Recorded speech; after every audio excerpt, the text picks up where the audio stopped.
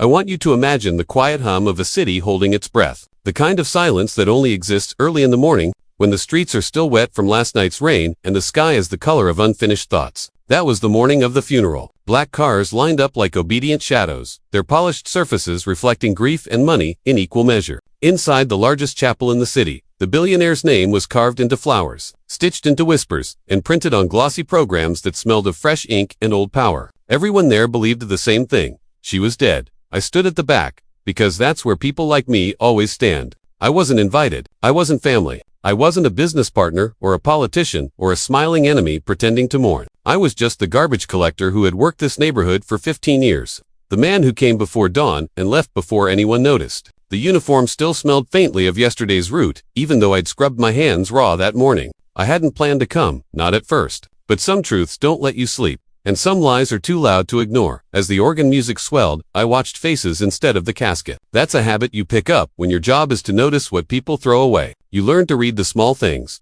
The way someone grips a cup too tight. The way a smile appears a second too late. The way eyes avoid a certain corner of the room. The billionaire's son sat in the front row, jaw clenched, eyes dry. The board members sat together, their black suits uniform as crows, murmuring about markets and meetings as if death were just another agenda item. And then there was the casket itself, closed, glossy, guarded by men who looked more like security than mourners. They told everyone she had died suddenly, peacefully, in her sleep. That's the kind of story that smooths edges and prevents questions. But I knew better, not because I was smart or powerful, but because sometimes being invisible puts you exactly where you need to be. 3 nights earlier, I'd been on my usual route behind the hospital. The dumpsters there are heavy, the kind that complain when you move them, the kind that hold secrets. I was finishing up when I heard something I hadn't heard in all my years on the job. A sound from inside a medical waste container that wasn't mechanical, wasn't animal, and definitely wasn't trash. It was a muffled, human sound, weak but unmistakably alive, that at first, I thought exhaustion was playing tricks on me. You don't expect life where death is sorted and sealed. But then I heard it again, a soft knocking, followed by a breathy whisper that sounded like someone trying to remember how to speak. I froze. My heart hammered so hard I could feel it in my ears. Every rule of my job said don't open that container. Every instinct I had left said do it anyway.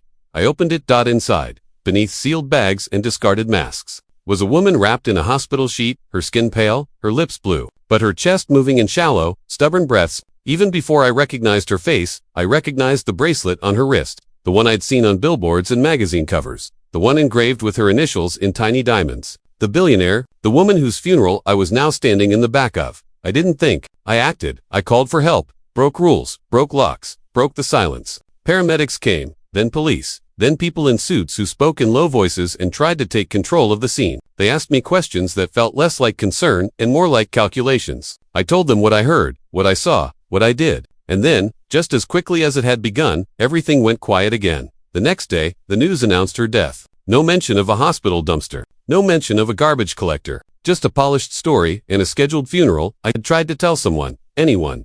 But every door closed softly and firmly in my face. When you don't belong to the world of power, your words are treated like noise. I was warned, politely, to stop asking questions. I was offered money, discreetly, to forget what I'd seen. I refused. Not because I'm brave, but because once you've looked into the eyes of someone who isn't ready to die, you don't get to walk away. So, I came to the funeral. As the priest spoke about legacy and loss, my hands shook. I could feel the weight of every eye in the room, even though no one was looking at me. I waited for the right moment, though I didn't know what that moment would look like. I just knew I couldn't let them lower that casket into the ground while the truth stayed buried with it.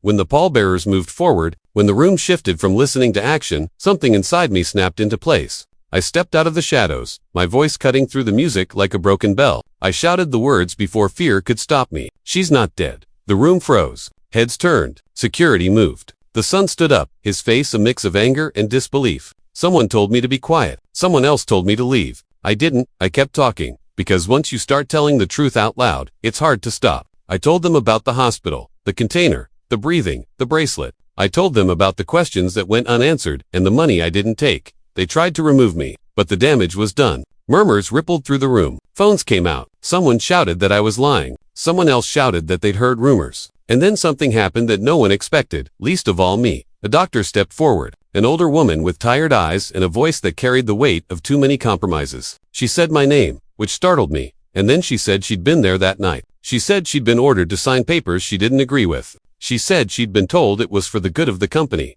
the family, the markets. Her hands shook as she spoke, and for the first time, the room listened.